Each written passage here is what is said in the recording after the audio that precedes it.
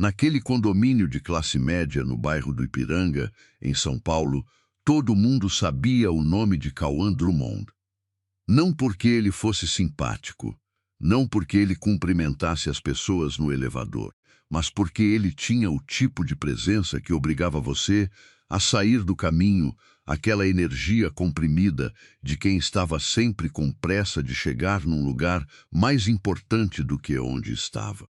Ele morava no apartamento 801, o último andar, e havia chegado ao condomínio há 4 meses com um único volume de bagagem e um contrato de aluguel assinado remotamente. Ninguém sabia exatamente o que ele fazia. Consultor de alguma coisa, alguém disse uma vez no grupo do WhatsApp do condomínio. Trabalha com tecnologia, disse outro. O porteiro, seu Benedito, jurava que uma vez tinha visto um carro blindado esperando por ele na rua às 6 da manhã, mas ninguém levou muito a sério, porque seu Benedito também jurava que tinha visto uma onça no Parque do Ibirapuera. Cauã tinha 32 anos, ombros largos, e um jeito de olhar as pessoas como se estivesse lendo um documento entediante. Não era rude exatamente. Era pior, era indiferente. A mulher do 702 era diferente. Lívia Moraes tinha 28 anos, cabelos escuros presos no alto da cabeça, com um clipe de plástico azul que ela usava desde a faculdade, e o hábito irritante de segurar a porta do elevador para todo mundo, mesmo quando isso significava perder 2 minutos de um dia já apertado. Ela era professora de português em 2 escolas estaduais, dava aulas particulares às quintas e sábados e vivia com a mãe, Dona Conceição, que tinha diabetes e um amor desproporcional por novelas das 6. O apartamento delas era pequeno e cheirava a café passado e ao perfume floral que Dona Conceição usava desde os anos 90. As paredes tinham marcas de onde quadros tinham ficado por anos antes de serem vendidos um a um. Mas tinha planta em toda a janela, e isso Lívia fazia questão. A primeira vez que Cauã e Lívia se encontraram de verdade foi numa terça-feira de agosto, chuva fina lá fora, 17h40. Ela estava no corredor do 7º andar com 3 sacolas de mercado pesadas demais, tentando abrir a bolsa com o cotovelo para pegar a chave, quando ele saiu do elevador e passou por ela sem parar. Ela deixou uma das sacolas escorregar. Uma garrafa de azeite bateu no piso de concreto do corredor e não quebrou por pura sorte. Cauã olhou para trás. Olhou para ela, para a sacola, para a garrafa no chão. E continuou andando em direção às escadas que levavam ao 8º andar. Lívia pegou a garrafa do chão, respirou pelo nariz e murmurou para si mesma. Esse homem não foi criado, foi manufaturado. Ela não sabia que estava parcialmente certa. Me conte nos comentários de onde você está assistindo agora e que horas são aí. E se você chegou nesse canal agora, aperta inscrever, porque essa história ainda não acabou. O pai de Cauã se chamava Renato Drummond. E Renato Drummond era o tipo de homem que enchia o espaço físico de uma sala antes mesmo de abrir a boca. 70 anos, cabelos brancos bem cortados, olhos castanhos que tinham aprendido a não demonstrar nada durante décadas de negociação. Ele havia construído o grupo Drummond do zero, começando com uma construtora na periferia de Campinas e expandindo até uma holding com participações em telecomunicações, agronegócio e, mais recentemente, energia solar. Cauã era seu único filho. E Renato havia decidido, com a lógica implacável de um homem que nunca tinha perdido uma rodada de negociação na vida, que estava na hora de casar, não de se casar ele mesmo. Isso era outra história completamente. A reunião aconteceu no escritório da holding, no 23º andar de um prédio na Faria Lima. Numa quinta-feira em que Cauã havia bloqueado a agenda, esperando passar o dia revisando o contrato. Renato estava sentado à cabeceira da mesa com um copo de água na frente e uma expressão que Cauã conhecia desde criança.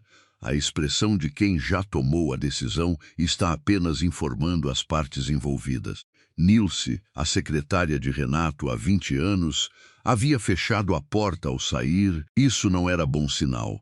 Renato disse, sem preâmbulo, que havia encontrado alguém, que estava pensando em formalizar a relação, que a família dela tinha uma história com a qual ele se identificava. Pessoas que tinham construído coisas com as próprias mãos e perdido por circunstâncias que não controlavam. Que ela era inteligente, digna e que ele queria que Cauã a conhecesse. Cauã ficou olhando para o pai por um longo tempo. Depois perguntou: que idade ela tem? Renato disse que ela tinha 28 anos. Cauã disse: minha idade quando você me mandou para fora do país, mais ou menos. Renato não respondeu a isso.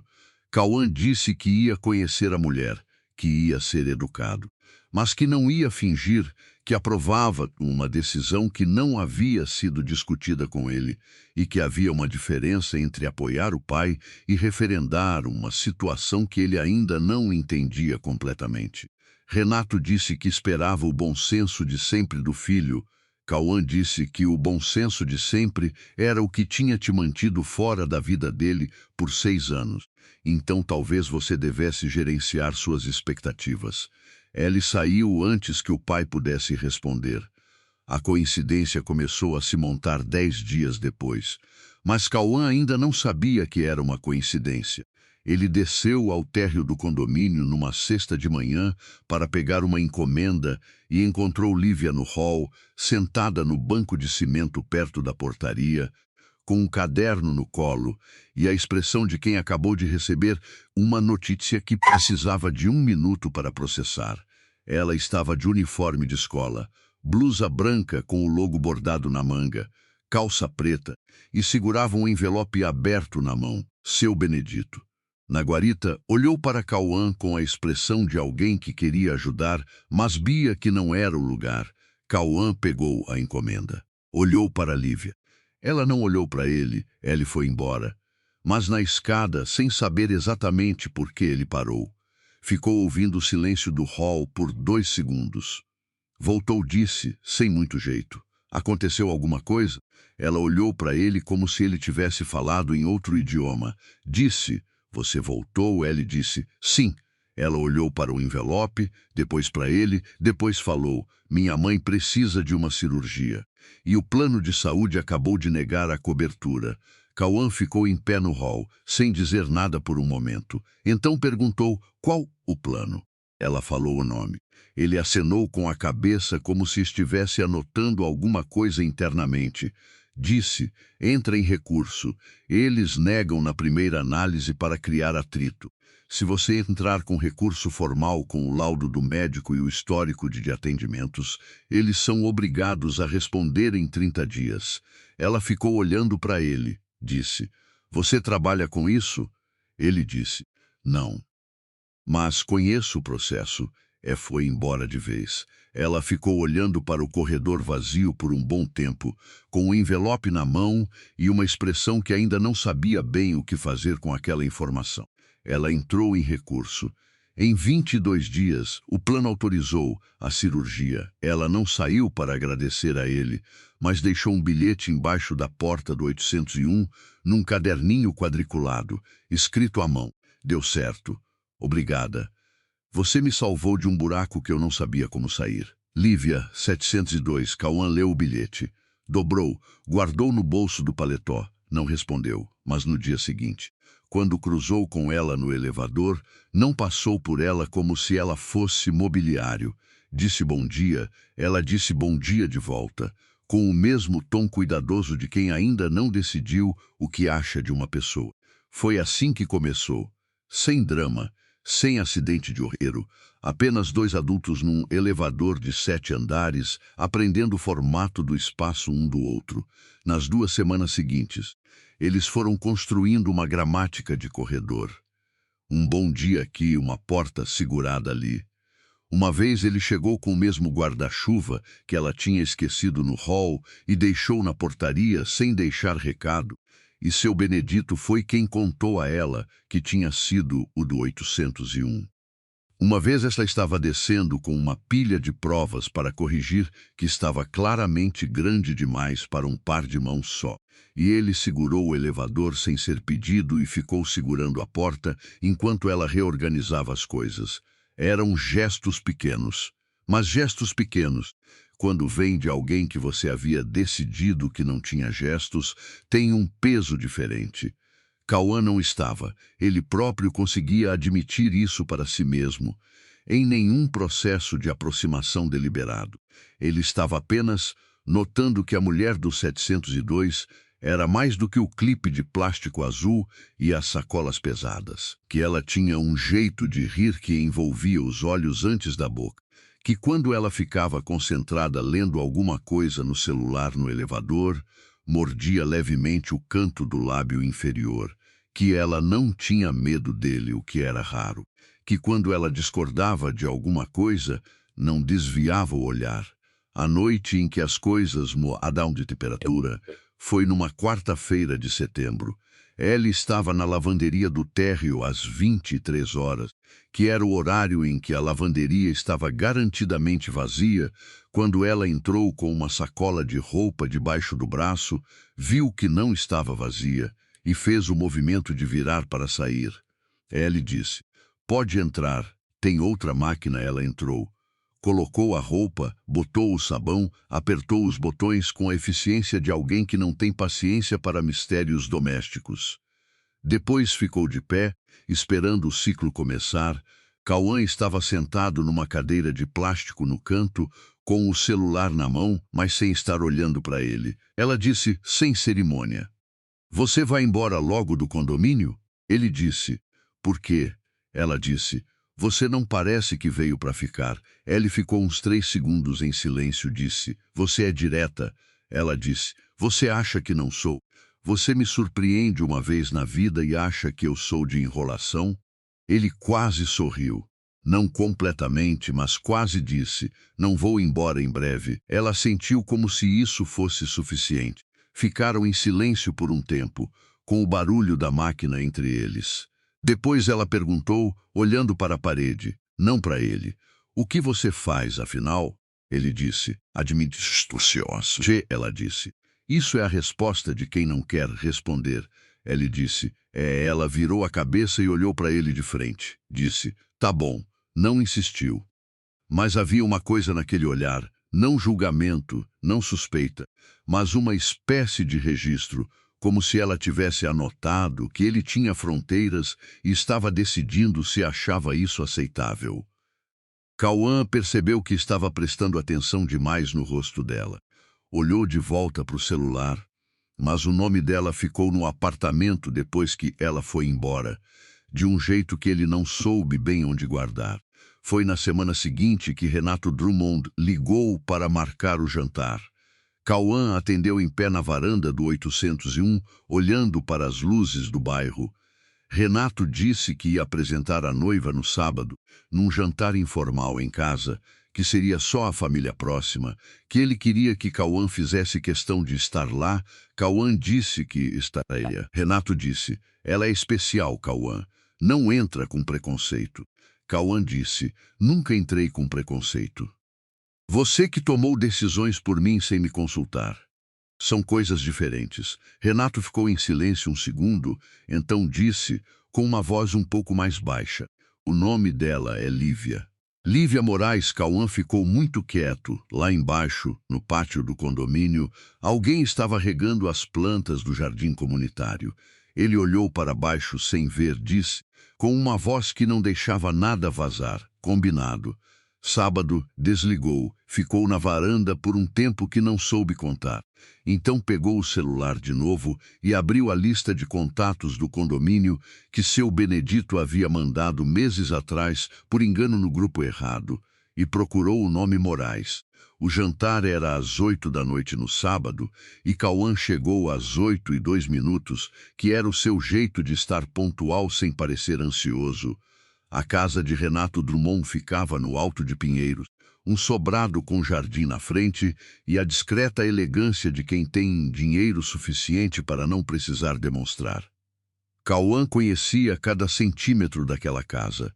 Tinha crescido ali até os 18 anos, quando foi mandado para Londres para estudar, e depois para Singapura para trabalhar, e depois para várias outras cidades que Renato havia escolhido para ele, com a mesma lógica com que escolhia filiais para o grupo Drummond. Eficiência, não afeto põe-se abriu a porta. Mesmo Nilce de sempre, agora com um avental de festa por cima da roupa. Ela olhou para Cauã com aquele afeto contido de quem acompanhou uma criança crescer de longe e não sabe bem como tocar no assunto. Disse, que bom que você veio. Ela entrou à sala, estava com as luzes baixas e cheiro de comida boa. Mesa posta para 4. Renato estava de pé perto da janela, paletó sem gravata, com 2 copos de vinho na mão. Do outro lado da sala, de costas, uma mulher estava olhando para as fotos na estante, cabelos escuros presos no alto da cabeça. Cauã apurou, ela virou. O reconhecimento atravessou o rosto de Lívia Moraes como uma corrente de água fria. Primeiros a surpresa, depois a confusão, depois alguma coisa que ela rapidamente guardou antes que virasse expressão completa. Renato disse, com o sorriso largo de quem está feliz com a própria produção. Cauã, essa é a Lívia. Lívia, meu filho. Nenhum dos dois disse nada por um segundo que foi longo demais para ser confortável. Lívia disse, com uma voz completamente controlada, a gente já se conhece. Somos vizinhos. Renato olhou para Cauã. Cauã disse, isso, vizinhos. Renato disse, que coincidência boa. Então, não era uma coincidência. O jantar foi a coisa mais estranha que Cauã havia feito em anos. E ele havia feito coisas objetivamente estranhas, incluindo negociar contrato de licenciamento de tecnologia com um parceiro que se insistia em fazer reuniões em sauna. Renato falava. Contava histórias de como havia conhecido Lívia num evento de arrecadação para o hospital onde Dona Conceição havia feito a cirurgia. Como ela tinha ficado fila errada e ele tinha ajudado a resolver a situação. Como tinham tomado um café que virou 2, que virou uma tarde inteira. Lívia respondia com cuidado. Não era fria, mas era cuidadosa, do jeito que Cauã já havia aprendido que era o jeito dela, quando ela ainda não decidiu o que acha de uma situação.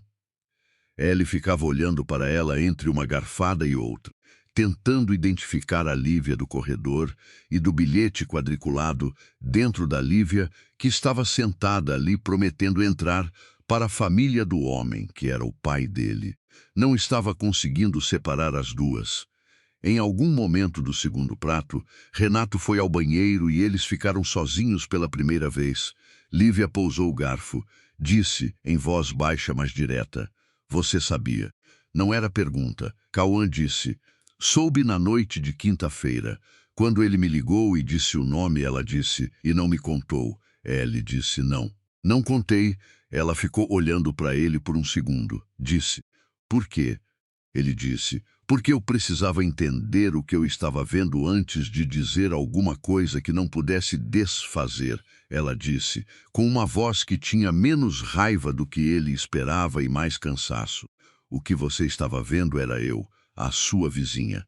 Que não sabia de nada, ele disse. Eu sei, ela disse. Isso não é uma resposta, Cauã. Era a primeira vez que ela usava o nome dele. Ele registrou isso de um jeito que não soube bem onde guardar. Renato voltou do banheiro com um sorriso e o assunto foi enterrado sob a sobremesa e uma garrafa de espumante que Nilce trouxe sem ser chamada, com o instinto de quem havia trabalhado naquela casa tempo suficiente para saber quando o ar precisava de leveza.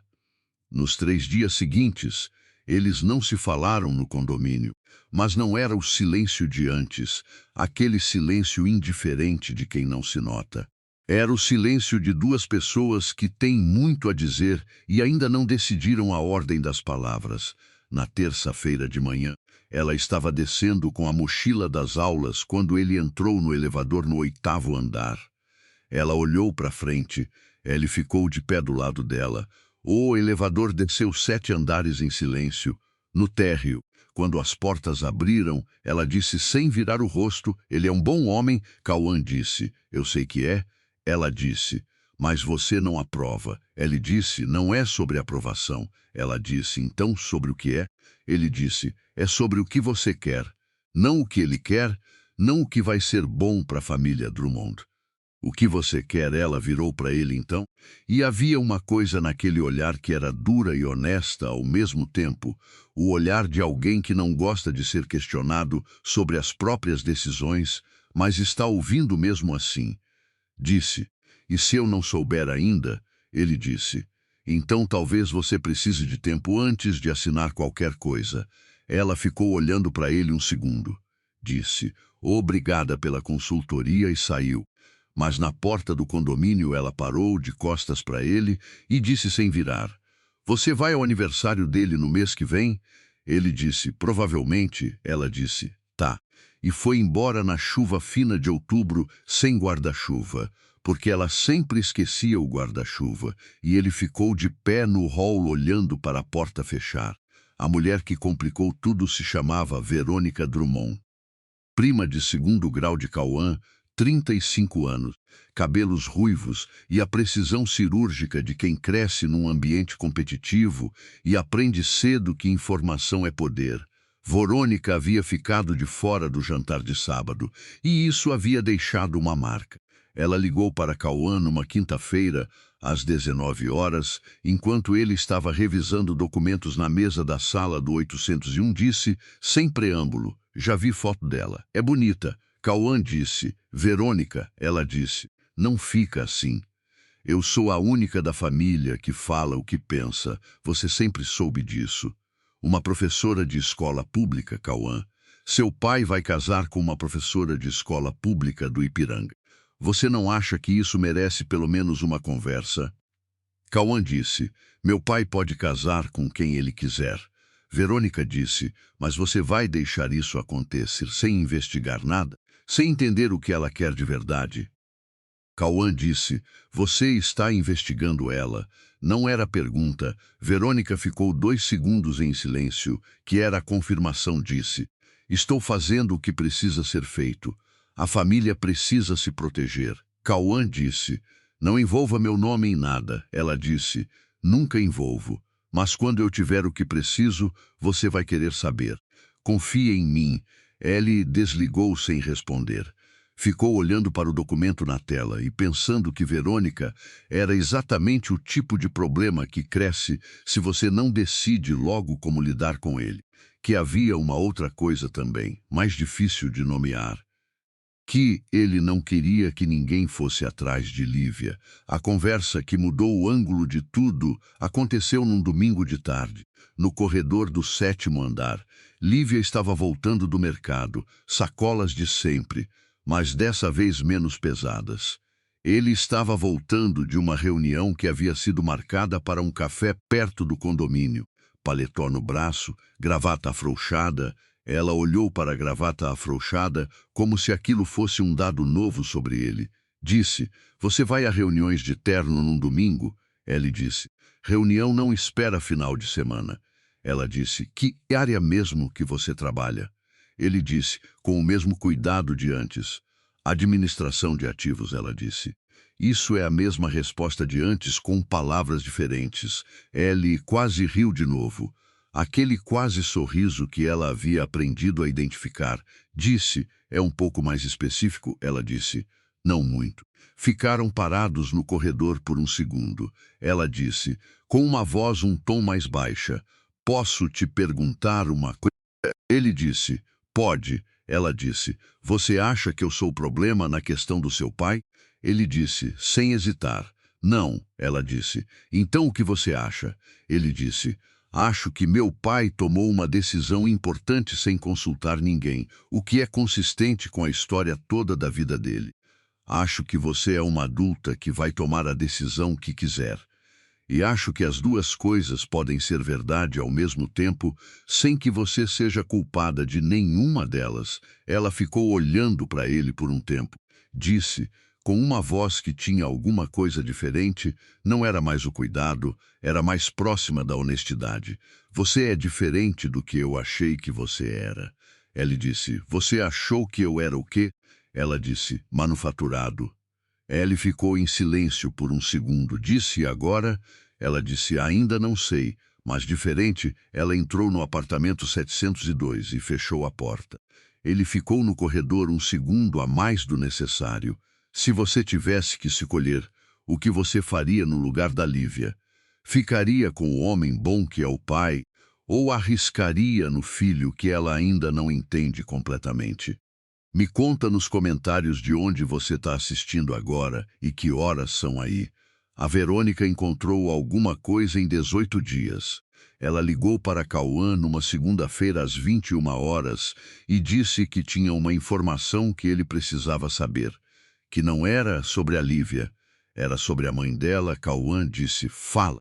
Verônica disse que Dona Conceição Moraes havia trabalhado como gerente financeira de uma empresa de construção civil nos anos 90, que a empresa havia fechado em meio a um processo de falência com indícios de irregularidade, que o sócio majoritário dessa empresa se chamava Antônio Moraes, o pai de Lívia, que havia desaparecido quando Lívia tinha 6 anos, e que havia documentos antigos sugerindo que a empresa devia uma quantia considerável a um grupo de investidores, entre eles um investidor chamado Renato Drummond. Cauã ficou em silêncio por um tempo que Verônica não interrompeu. Disse: isso é de 30 anos atrás. Verônica disse: 30 anos atrás. Mas é uma dívida que nunca foi formalmente encerrada. E se Renato souber, ou se alguém contar para ele de um jeito errado, vai parecer que a Lívia estava usando a relação para... Cauã disse: para quê? Verônica, ela disse, para resolver uma conta velha da família, ou para garantir que a conta não fosse cobrada. Cauã disse: isso não prova nada. Verônica disse: não prova, mas levanta dúvida.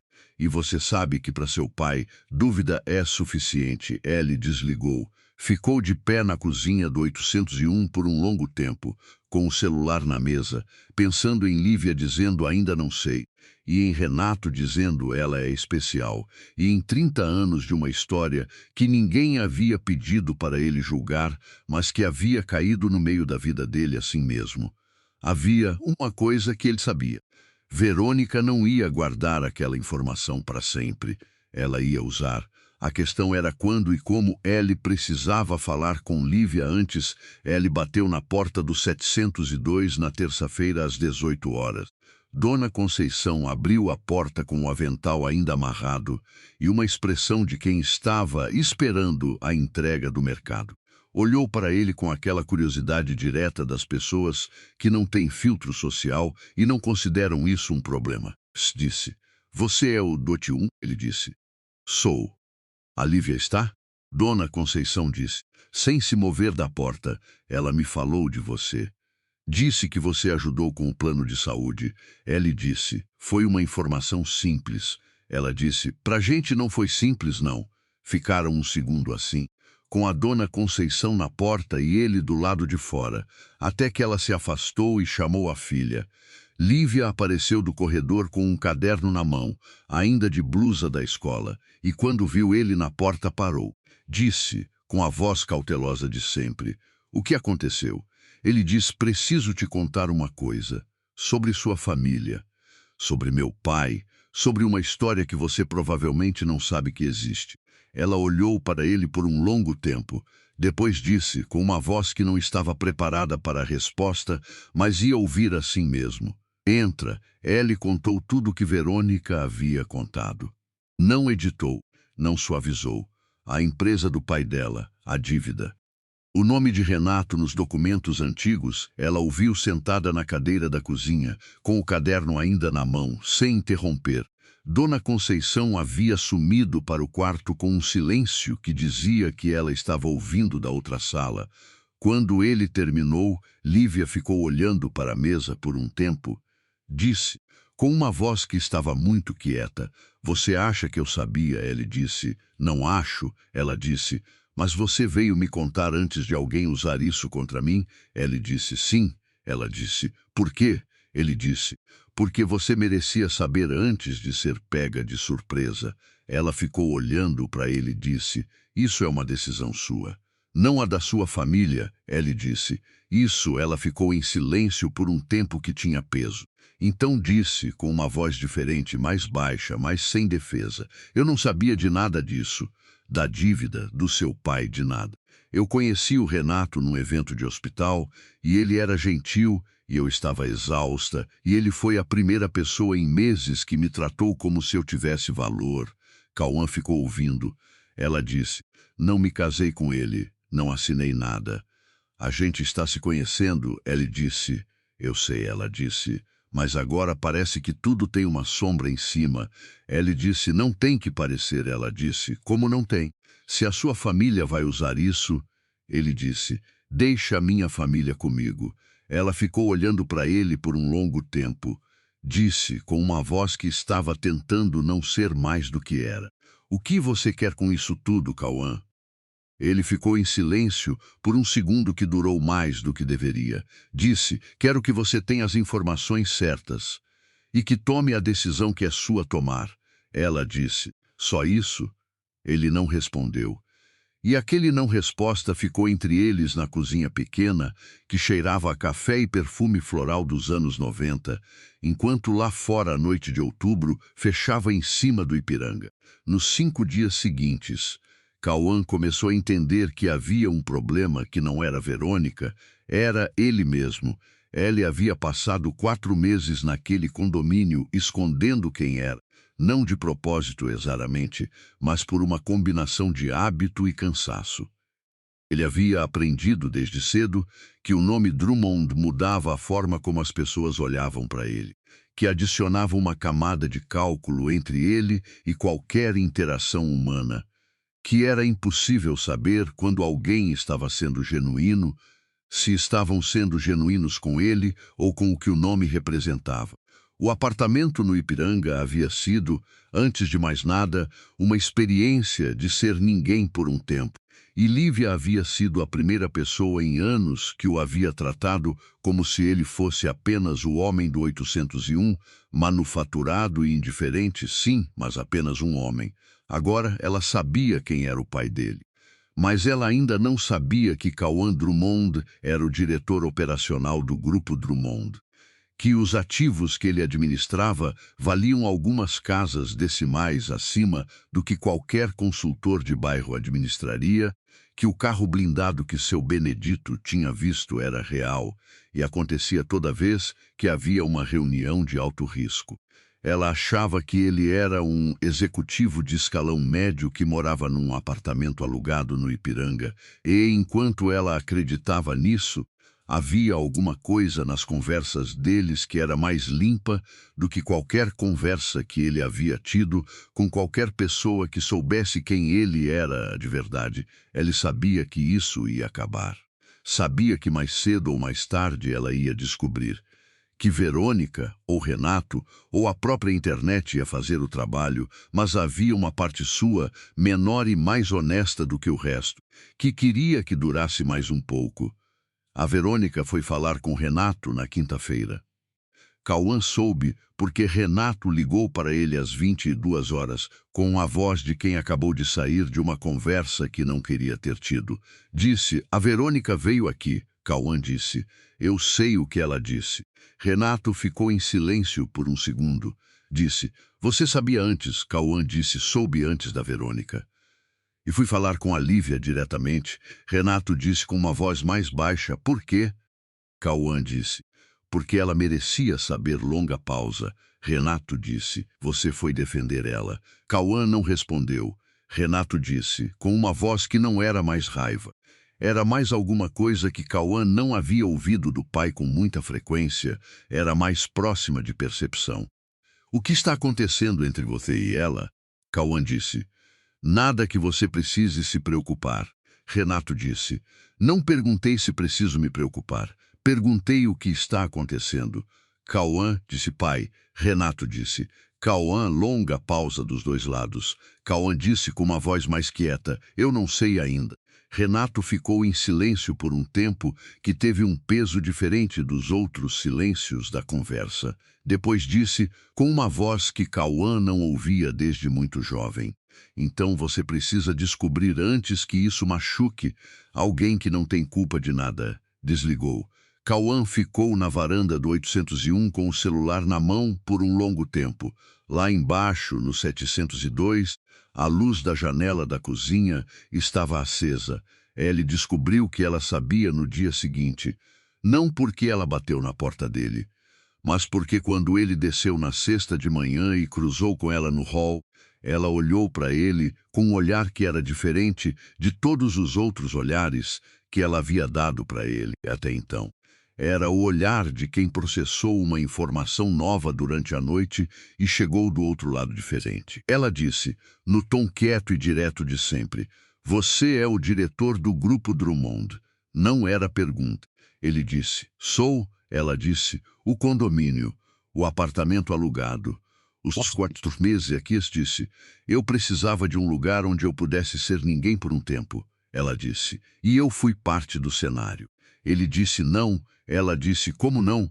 Você sabia quem eu era em relação ao seu pai e não me contou. Sabia quem você era e não me contou." "O que exatamente você foi honesto comigo?" Ele disse, "O bilhete do plano de saúde. O que eu disse sobre o que você queria, que eu não achava que você era o problema. Tudo isso foi honesto." Ela ficou olhando para ele, disse, com uma voz que tinha uma rachadura pequena que ela estava fazendo força para não deixar crescer. "Sabe o que é engraçado?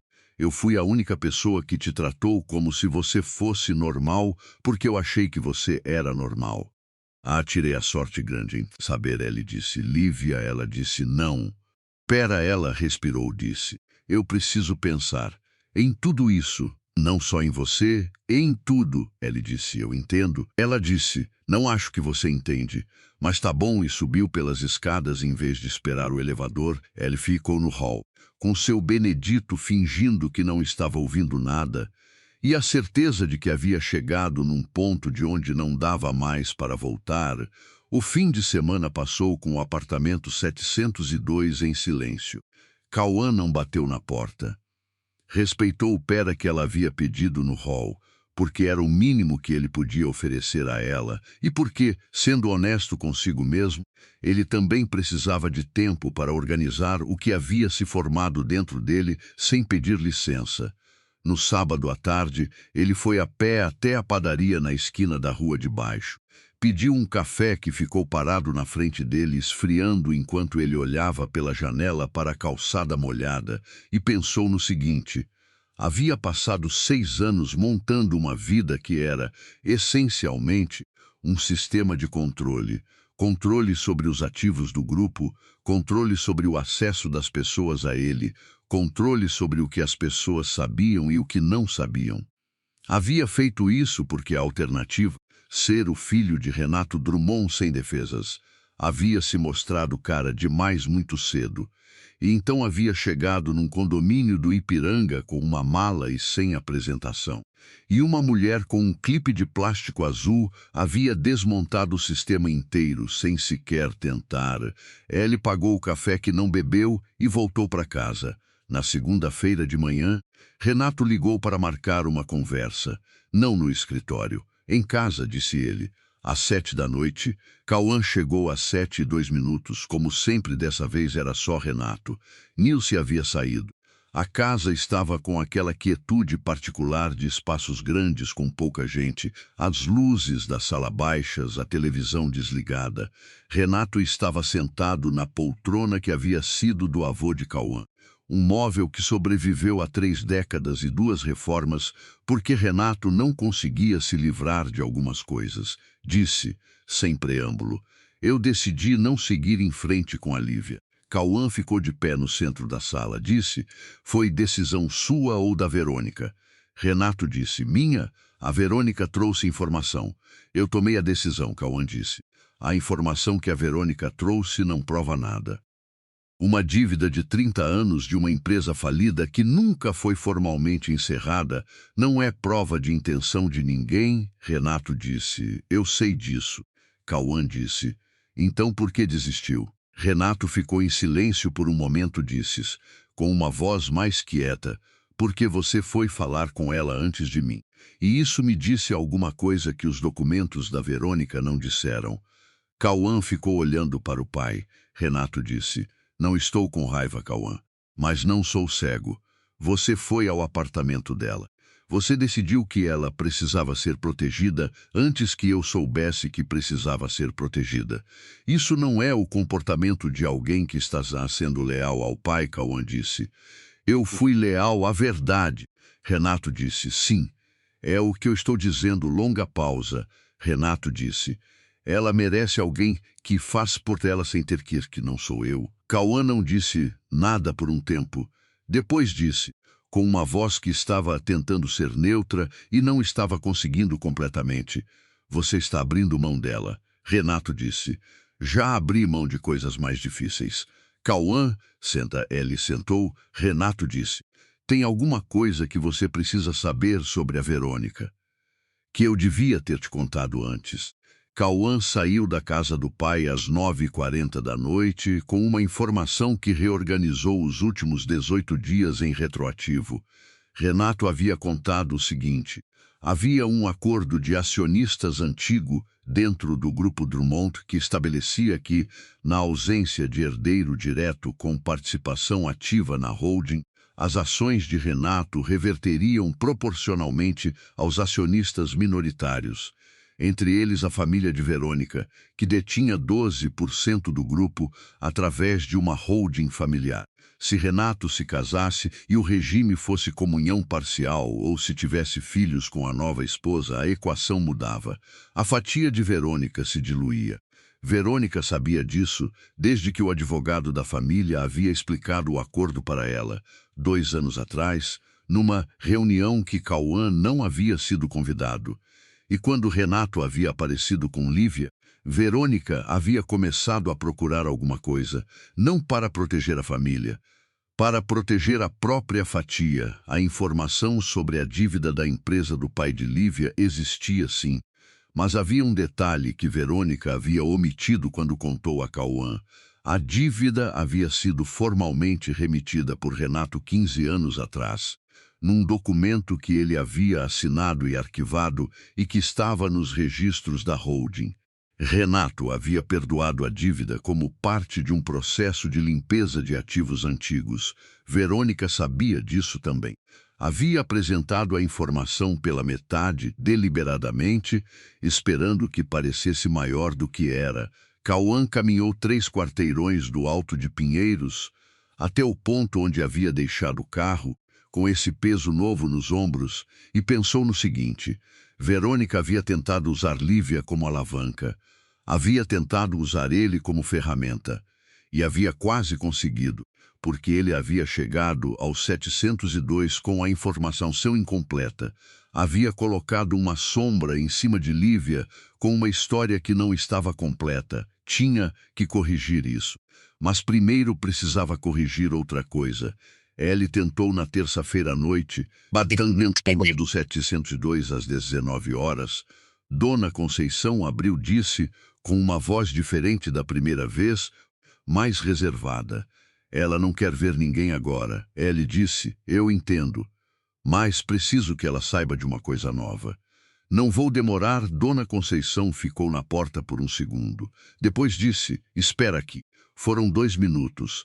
3, 4. Dona Conceição voltou e disse: Ela disse que não é o momento. Ele disse: Tá bom. Voltou para o 801 e escreveu num papel de caderno, a caneta de sempre, porque ele não tinha papel quadriculado, mas achava que ela ia entender o gesto e deslizou o bilhete embaixo da porta do 702. Escreveu: A dívida foi perdoada pelo meu pai 15 anos atrás. Existe um documento. A Verônica sabia e omitiu. Não te contei a história completa porque eu também não a tinha. Desculpa. Quando você quiser ouvir o resto, estou no 801. A resposta não veio naquela noite, não veio na quarta. Na quinta de manhã, ele desceu para trabalhar e encontrou um bilhete dobrado embaixo da porta do 801. No mesmo papel quadriculado de sempre estava escrito: às 8 da noite. Pode ser no corredor? Ellie estava no corredor às 7h58. Ela saiu do 702 às 8 em ponto, de moletom cinza e meia nos pés, claramente sem intenção de fazer isso parecer uma ocasião. Ficaram de pé no corredor do 7º andar, ele encostado na parede do lado oposto, ela com os braços cruzados, não na defensiva, mas como se precisasse segurar alguma coisa no lugar, ela disse. Leu o documento, ele disse. Li, meu pai me mostrou.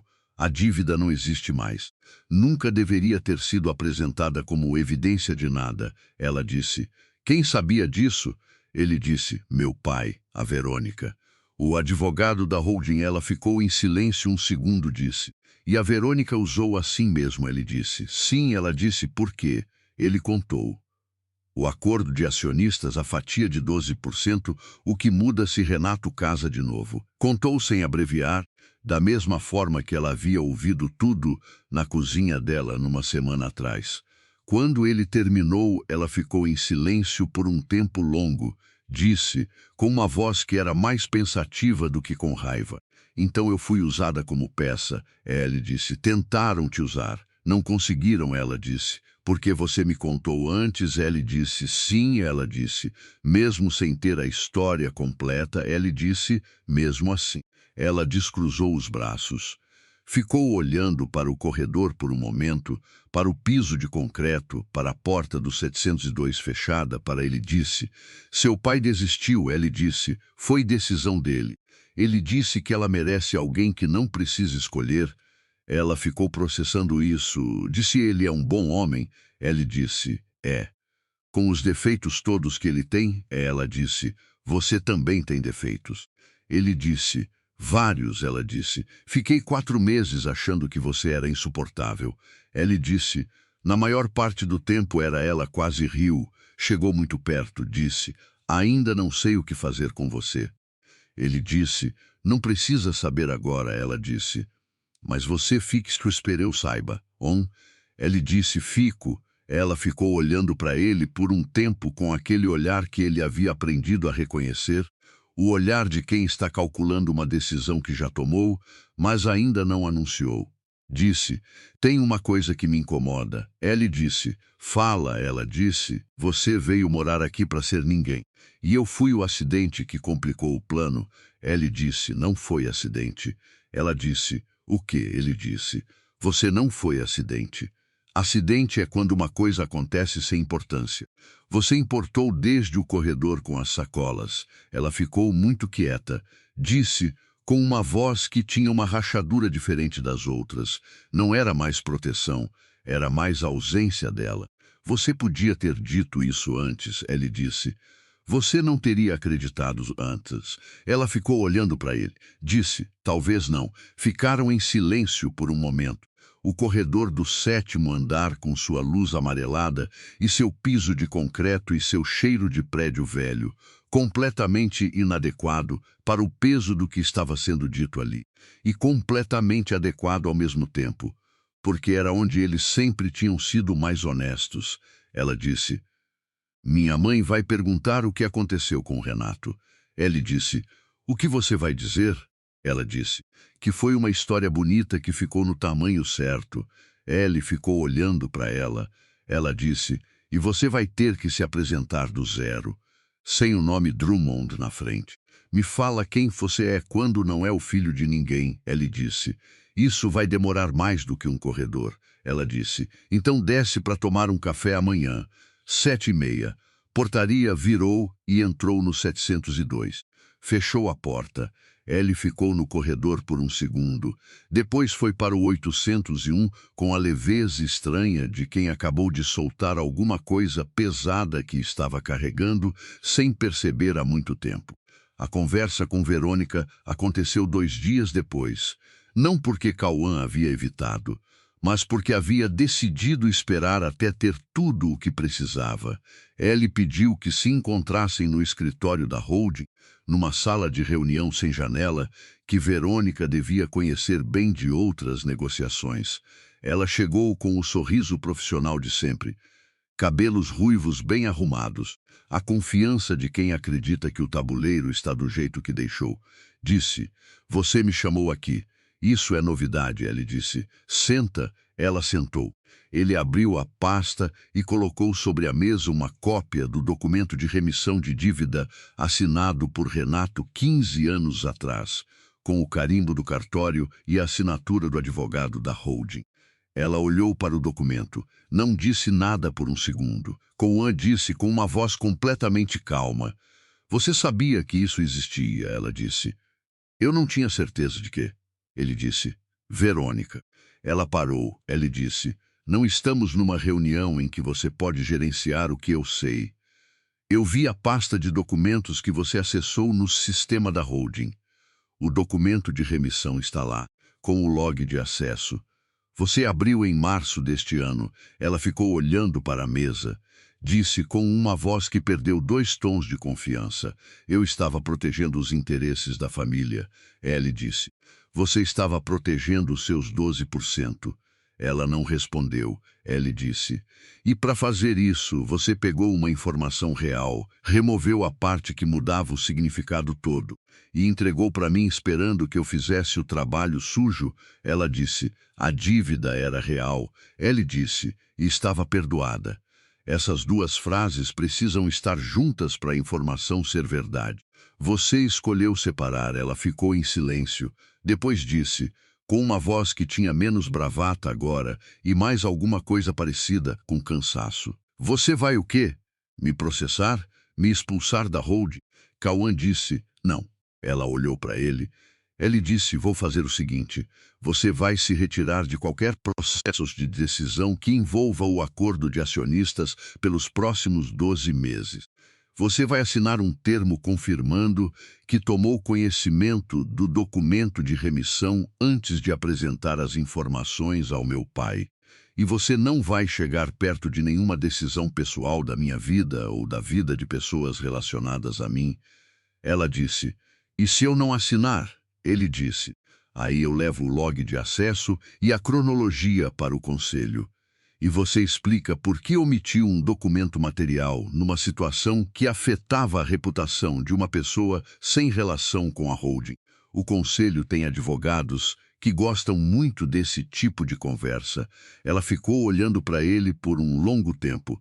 Havia uma raiva ali, mas havia também o reconhecimento de quem calculou mal e está admitindo isso internamente antes de admitir em voz alta. Disse com uma voz mais baixa, você não era assim antes. Ele disse, era. Você nunca precisou de mim contra você antes. Ela ficou em silêncio, depois disse, com uma voz que tinha menos veneno do que ele esperava, e mais alguma coisa próxima de honestidade. Eu tive medo de perder o que é da minha família. Sei que isso não justifica, ele disse. Não justifica, ela disse. Mas você entende, ele disse, entendo. E ainda assim você vai assinar, ela assinou.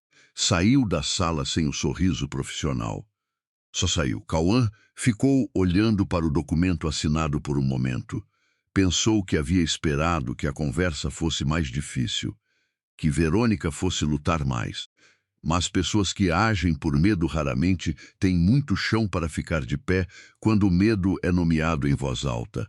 Na sexta-feira à tarde, ele subiu ao escritório de Renato. Colocou uma cópia do termo assinado pela Verônica sobre a mesa. Renato leu. Ficou em silêncio por um tempo.